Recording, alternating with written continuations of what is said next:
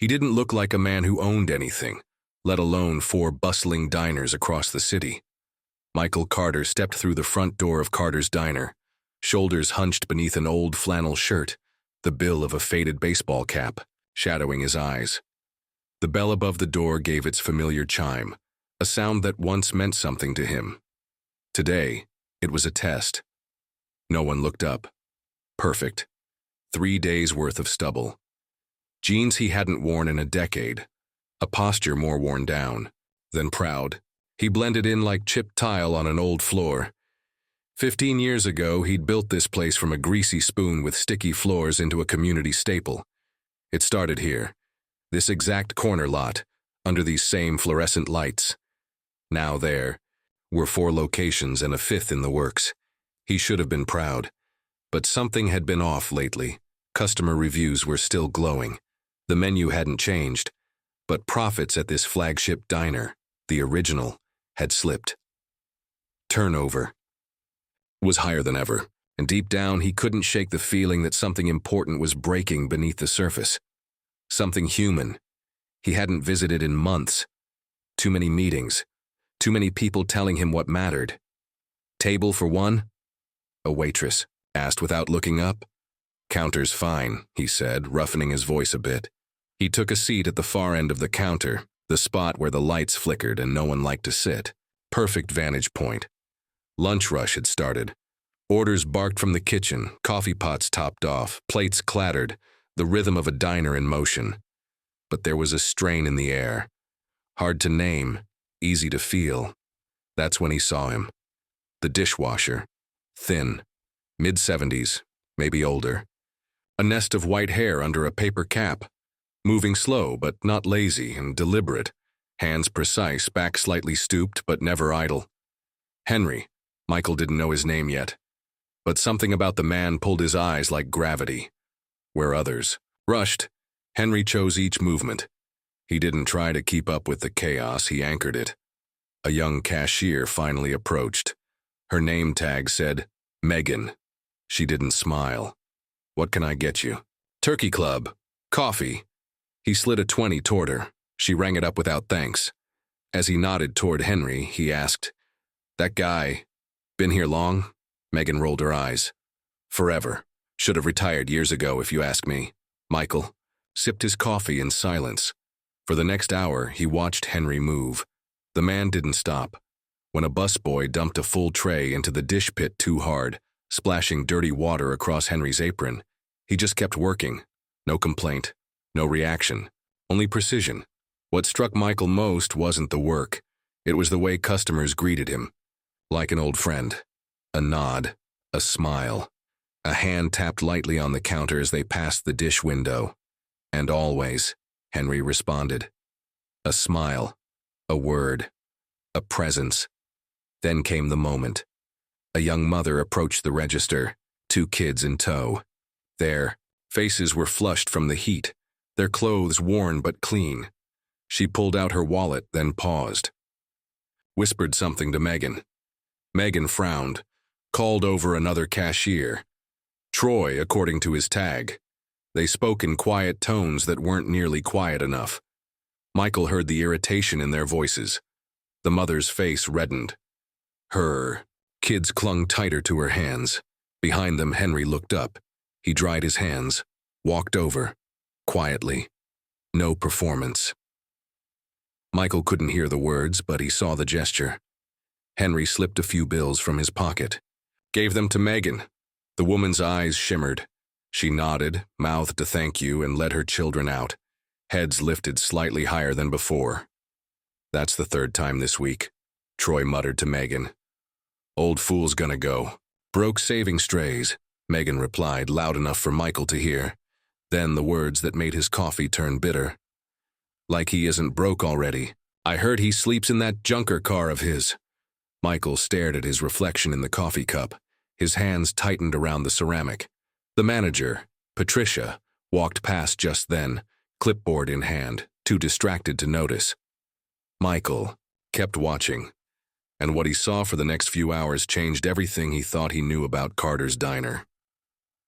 Henry stayed past shift's end, cleaned areas others had ignored, quietly paid for a teenager's meal when his card declined, helped an elderly man sort his change. No one asked him. No one thanked him. Michael leaned slightly toward a regular sitting nearby. That guy. He nodded toward Henry. What's his story? Henry? The man, Ron, stirred his coffee. Good people. Lost his wife a while back. Cancer. Wiped him out. Still sends payments to the hospital. Sleeps in his car, I think. Won't. Take charity. Proud man, too proud. He shook his head. Breaks my heart hearing how some of these kids talk about him. Michael said nothing, but in his chest, something was beginning to tighten.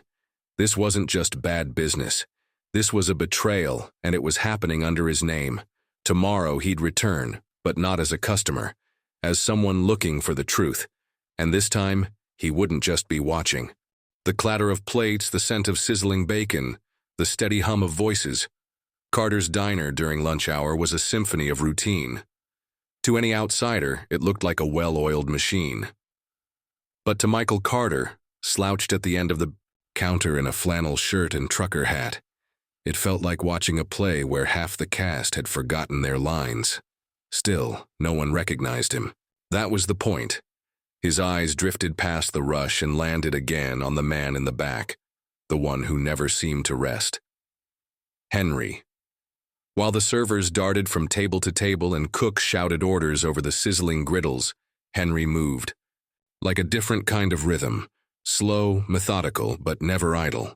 His wiry frame stooped slightly, but his hands were steady. Even when a busboy crashed a tray of dishes into his station, sending a spray of dirty water onto his already damp apron, Henry didn't flinch. He simply nodded, said, "It happens," and kept working. Michael watched as a customer passing by. The dish window called out, "Hey, Henry," and received a genuine smile in return. Another reached over to hand him a muffin wrapped in a napkin. "For later," she said softly. Henry thanked her without missing a beat, wiping down a tray, while tucking the gift gently aside. This was not a man anyone should overlook. "Turkey Club and coffee?" A cashier finally asked. "Megan." Her name tag sparkled more than her smile. Michael nodded and slid a 20 across the counter. "Keep the change." He nodded toward the back. "That guy, Henry. He been here long?" Megan didn't even look. Just rolled her eyes. "Forever. Should have retired like 10 years ago, but I guess sleeping in your car gets old after a while." Michael's fingers tightened around the handle of his mug. He wasn't sure what hit him harder, the callousness or the casual way she said it, as if homelessness was a punchline. From his corner, he saw Henry again, leaning over a large sink, scrubbing a pan like it owed him money. No complaint, no pause, just constant quiet motion. A man no one noticed, a man who never stopped moving.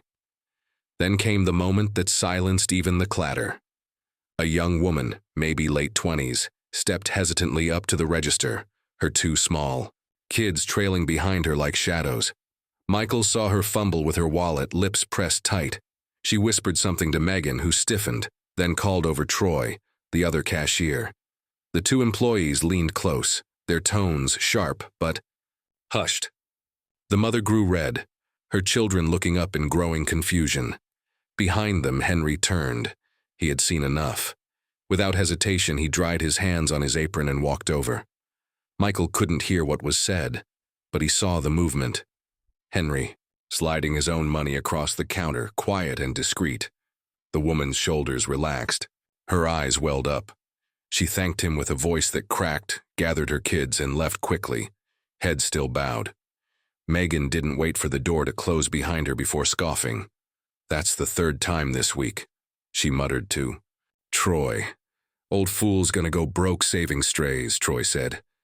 Michael's jaw clenched, but it wasn't just the words. It was the way they laughed, like Henry's kindness was a disease they were too smart to catch. "As if he isn't broke already," Megan added, voice dripping with disdain. "Sleeps in that junker Buick out back. You seen it? I swear I heard a raccoon in it yesterday." They both snorted, like high school bullies who never got past the cafeteria. Michael looked back at Henry, still working, still smiling at a waitress who dropped a tray, still moving. He hadn't said a word in his own defense. Didn't even know he was being spoken about. That's what hit Michael the hardest. There was something broken here. Something beyond procedure and profit margins. This wasn't just a business problem. It was a culture problem, and Henry, and they called useless, might be the only one holding the soul of this place together. Michael sipped his coffee, now cold, and stared through the steam. He had come here for numbers. Instead, he had found a man who mattered, and two others who were slowly poisoning the very thing Carter's diner was built on. He didn't know exactly what was happening yet, but he was starting to understand who he needed to protect and who he needed to watch. Very, very closely. The next day, the sky hung low over the city, the kind of gray that seemed to press on your shoulders. Michael Carter walked into his diner again, dressed the same as the day before. Faded flannel, scuffed boots, that old baseball cap drawn. Oh, no one noticed. Good. He took the same seat at the end of the counter, coffee in hand, eyes sharp. This time he wasn't just observing. He was listening. Henry was already at work, sleeves rolled up, arms elbow-deep in suds. His movements were slower today. Michael noticed him pause once, rubbing his wrist when he thought no one was looking. But still, he moved, always moving. The morning crowd trickled in, small talk floating through the air. Michael ordered a slice of pie, opened a newspaper, and tilted it just enough to eavesdrop without drawing attention. Troy was at the register. Megan leaned beside him, her elbow propped on the counter, voice low but biting. "So anyway," Troy muttered, "I checked. Old man Henry's been here like, what, 7 years? Washing dishes? Pathetic," Megan snorted. "What's pathetic is how he keeps bailing out these losers who can't pay. Like that single mom yesterday. Come on, he thinks he's some kind of hero." Troy laughed. "Hero with what? His Social Security pennies? Guy probably lives off cat food." Michael's knuckles turned white around his coffee mug. "He definitely sleeps in that rusty Buick," Megan whispered. "You've seen it, right? Looks like it belongs in a junkyard." "Cardboard box behind Walmart," Troy guessed. "That's where I'd put my money." They were cruel, but worse. They were confident, comfortable in their cruelty. As if kindness was weakness, as if dignity was something to mock. Then Megan's voice dropped, the way people talk when they're about to say something they know they shouldn't. "He's becoming a problem. Patricia's starting to notice the registers. Off." Michael leaned in slightly, heart thudding. "So here's what I'm thinking," Troy said, glancing over his shoulder. "We know Henry's been slipping money into the register when people come up short, but Patricia doesn't. All she sees is that the drawer's light." Megan's eyes narrowed. "So if we help those numbers stay off? A little more?" "Exactly." Troy nodded. "And make sure he's near the register when it happens. That way she thinks he's the one skimming." Megan grinned. "Tomorrow she's doing inventory. She'll be watching close." They bumped fists. Michael's heart dropped. Not just cruelty now, conspiracy. He stayed seated a few minutes longer, but his mind was already elsewhere. That night, he waited across the street in his sedan. Headlights. At 10:07 p.m., the diner door swung open. Henry emerged, shoulders rounded, steps slow. His Buick wheezed to life. Michael followed at a careful distance, his grip tight on the steering wheel. The car didn't go far. Past a few closed storefronts, across an old railway, then down a dirt access road behind a row of industrial buildings.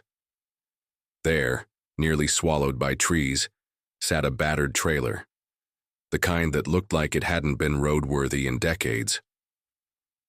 Henry parked, climbed the steps that creaked under his weight and disappeared inside. A single bulb flickered to life. Michael sat in the darkness, feeling something colder than the night air settle in his chest. This man, who offered his last dollars to strangers, who stayed late, who worked in silence, lived here. In this. How had he never known? The next morning, Michael met Ron at a corner cafe. The old regular had agreed to talk, no questions asked. "Henry?" Ron stirred his coffee slowly. Known him for years. Started right after his wife passed. Name was Martha.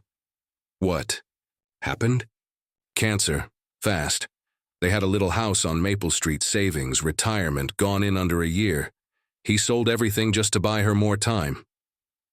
Michael said nothing. They got 8 more months together, Ron continued, his voice catching.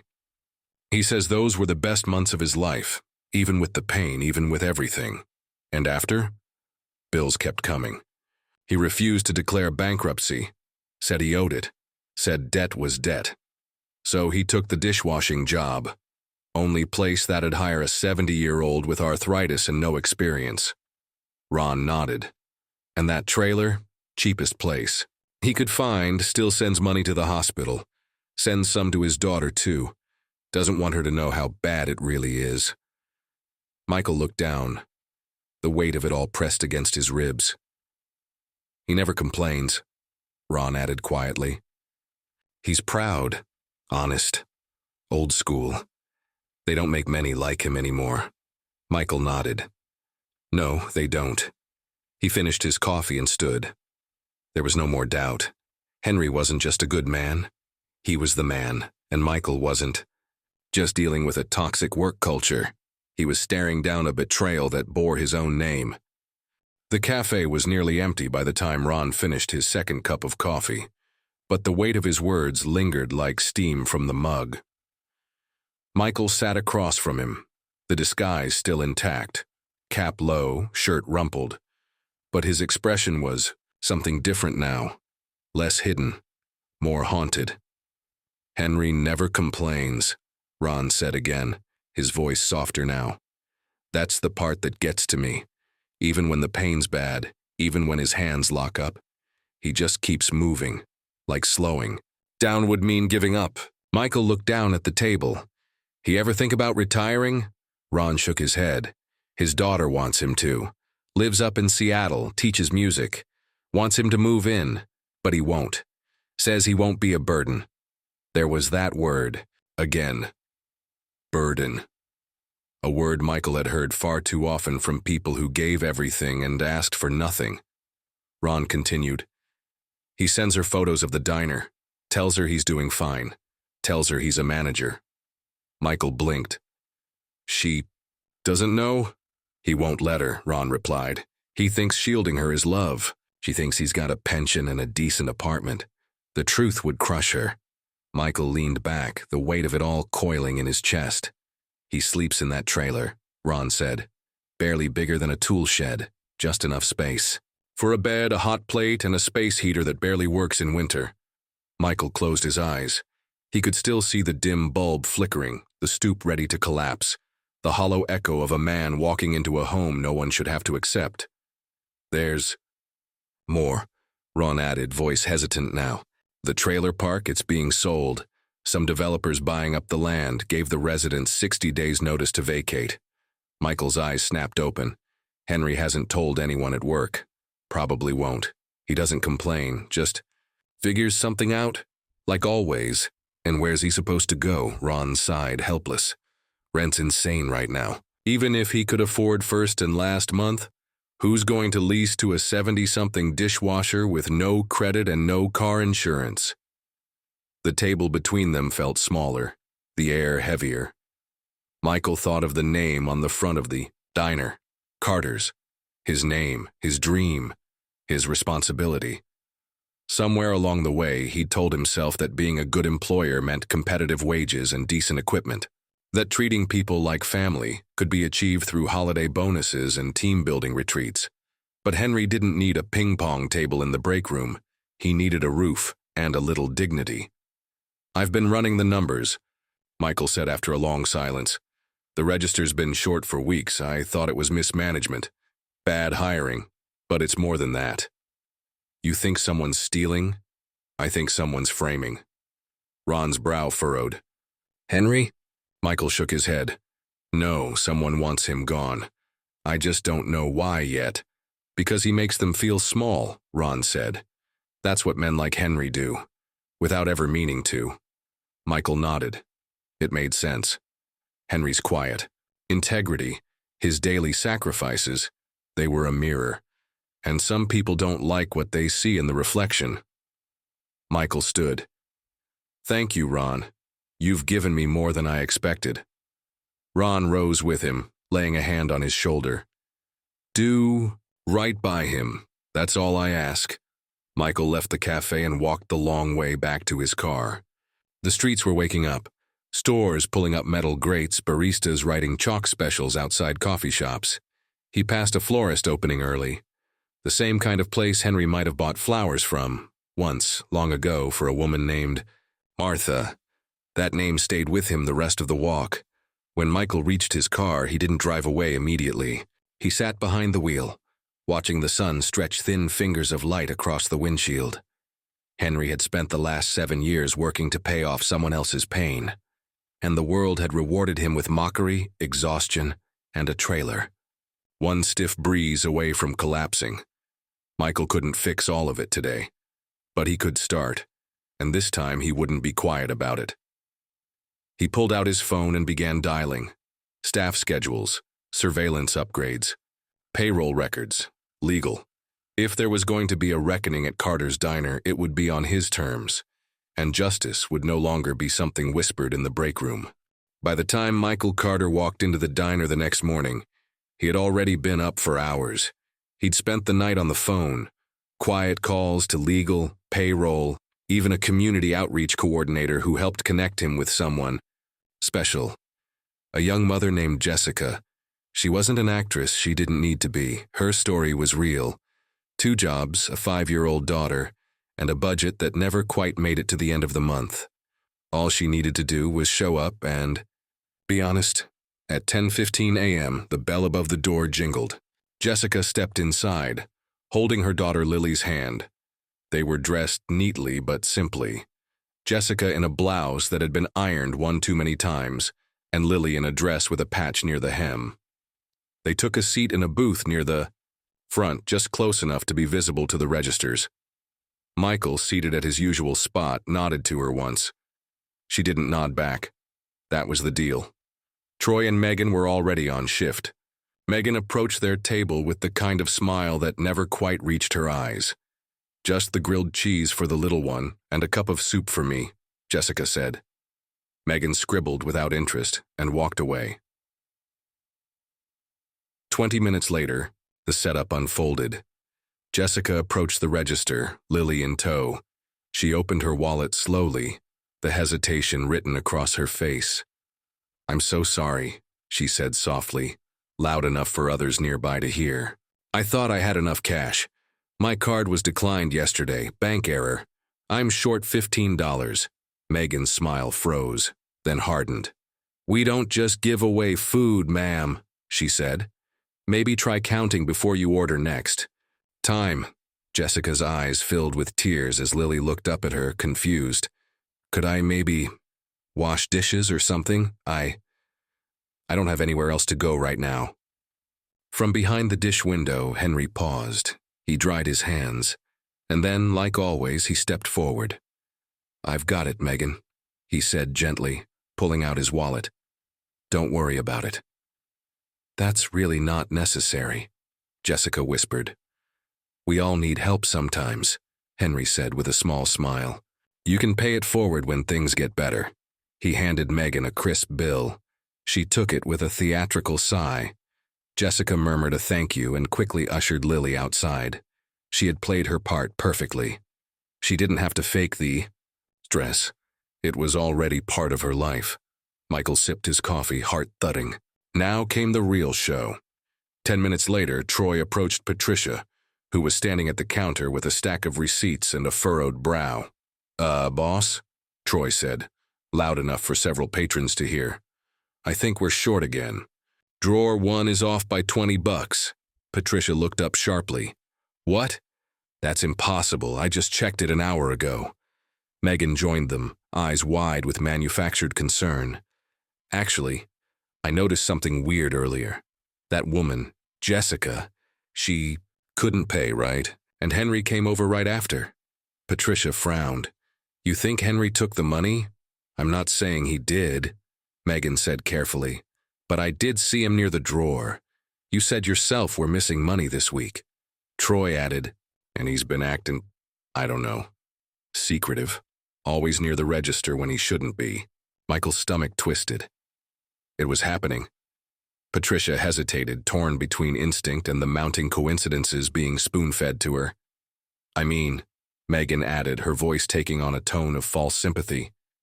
He's older. Maybe he's just slipping a little.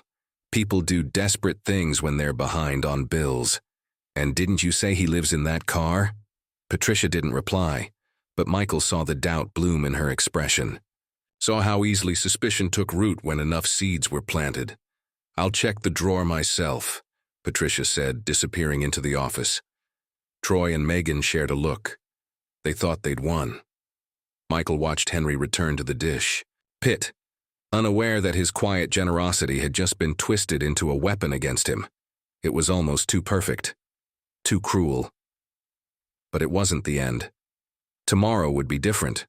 Tomorrow they'd find out that justice at Carter's Diner didn't come with a warning. It arrived quietly and all at once. The next morning, Carter's Diner opened like any other. But Michael Carter was already inside, sitting in his usual booth, worn flannel draped over shoulders that no longer slouched. Today was different. Today every detail had been accounted, for every wire checked, every file loaded. This was no longer observation, this was execution. At precisely 10:15 a.m., the bell above the door jingled. Jessica entered again, holding Lily's hand. They took a different booth this time, and this time no performance was required. The trap had already been sprung. Michael's eyes tracked Megan and Troy as they began whispering again near the register, already preparing the narrative for what they thought would be Henry's final mistake. Just like clockwork, Megan called Patricia over. We're short again, she said, concerned but rehearsed. Drawer one's missing another 20. Patricia's shoulders slumped. That's nearly 100 this week. I saw Henry near the register again, Troy offered helpfully. Right after that woman left. Michael rose slowly from his booth. No longer hunched, no longer hiding. The diner grew quiet as he walked. He stopped beside the counter, removed his cap, and placed it gently on the wood. Patricia looked up first and paled. Mr. Carter, she breathed. I didn't know you were. Michael raised a hand, silencing her.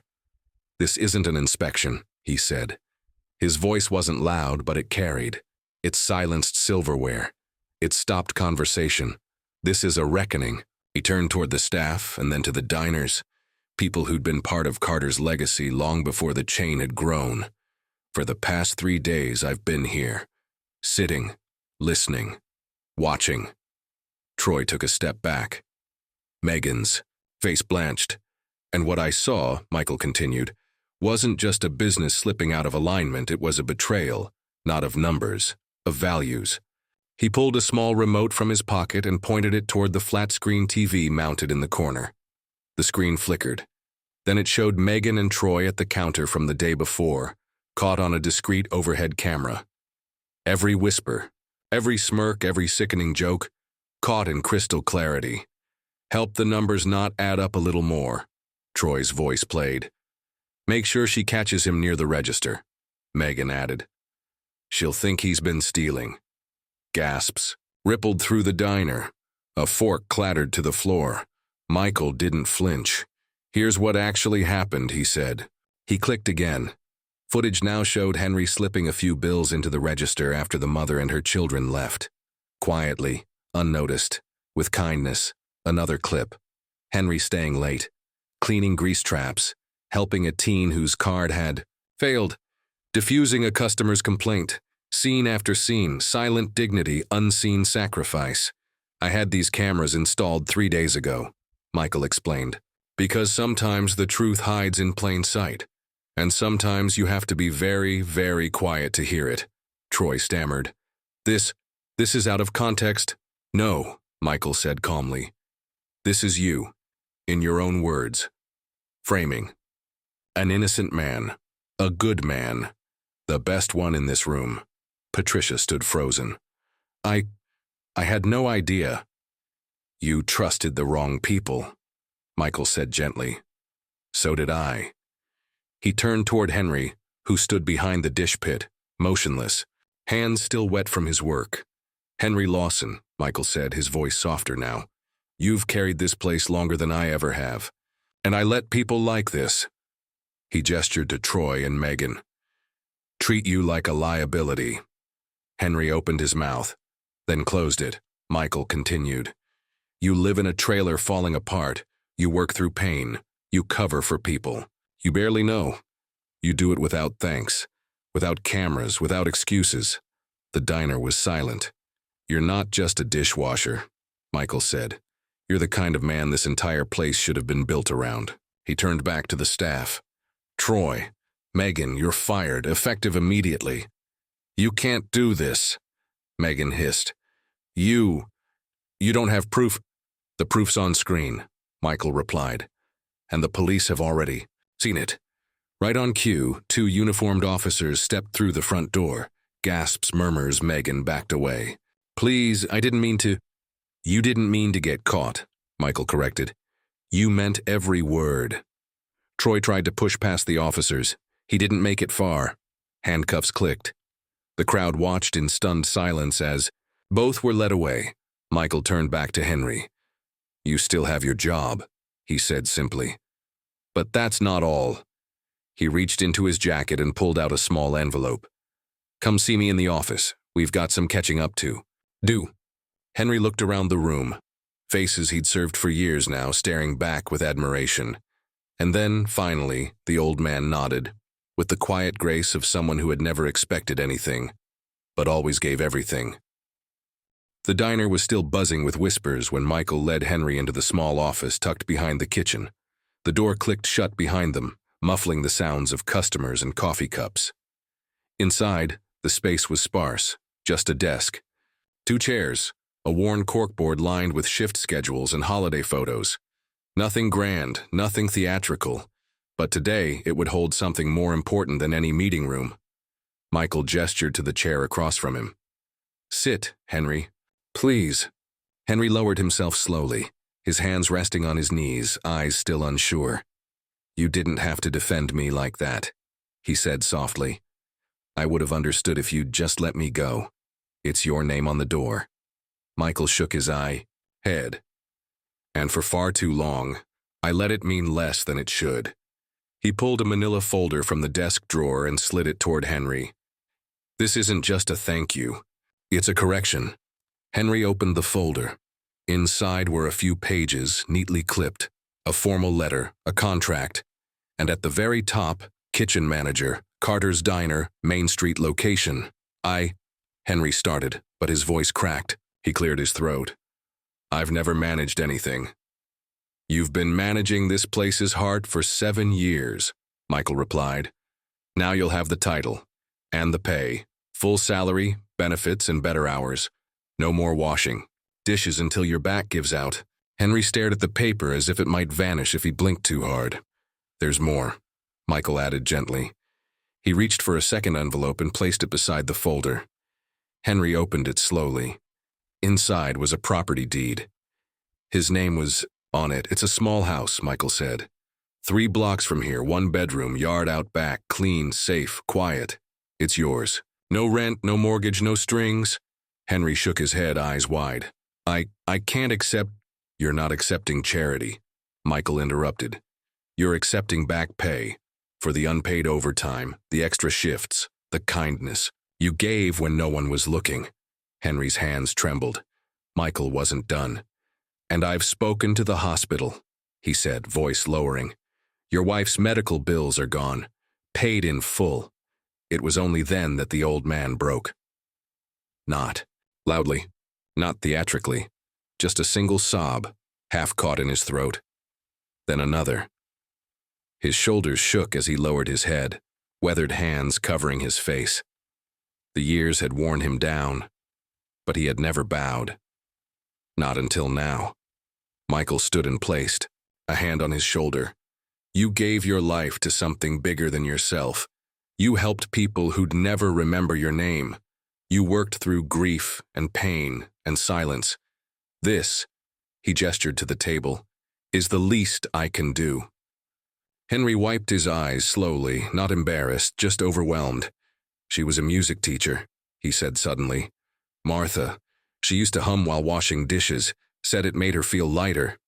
Michael smiled gently. She'd be proud of you. Henry? The old man nodded, still trying to find words that wouldn't come, but he didn't need to speak. Some truths don't need to be said out loud. They're lived. And finally, they're honored. The morning after the confrontation, Carter's diner opened on time, just like always. But everything had changed. Word had spread overnight, as it always does in small towns. Customers didn't just come for pancakes and coffee that day. They came for something more, to bear witness, to show up. They came for Henry. By 9 a.m., every booth was full. Regulars brought flowers. A local teacher had baked muffins. The mayor's assistant called asking to schedule a lunch meeting with the new kitchen manager.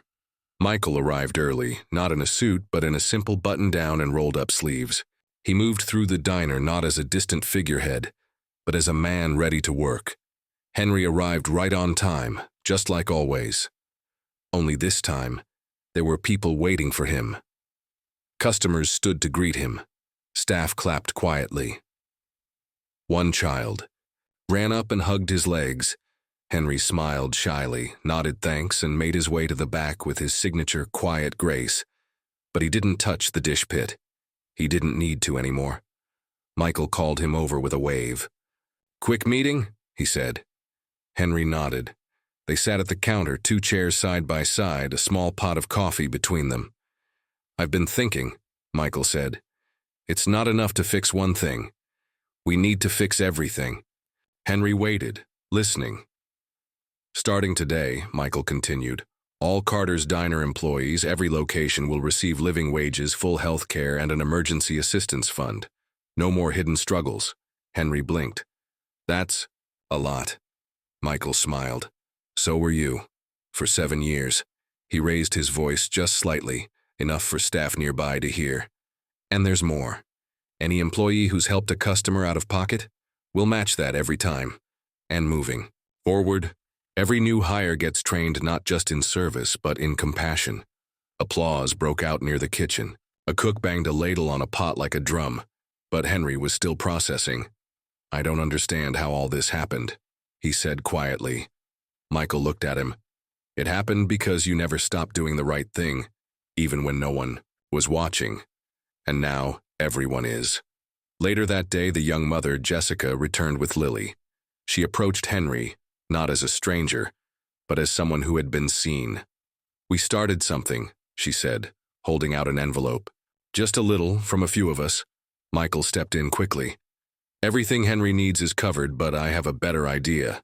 He turned to the crowd, now half listening with curiosity. "We're going to start the Henry Lawson Community Fund to help anyone in this town facing medical debt, eviction, or just hard times. Because the man who's always given without asking deserves a legacy built on the same." Cheers erupted, even a few tears.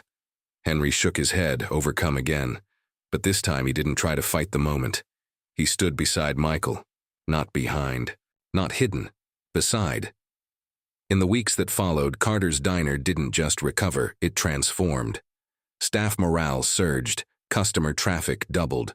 Local papers ran stories with headlines like, "The Dishwasher Who Changed a Company," and, "Henry?" He still showed up early.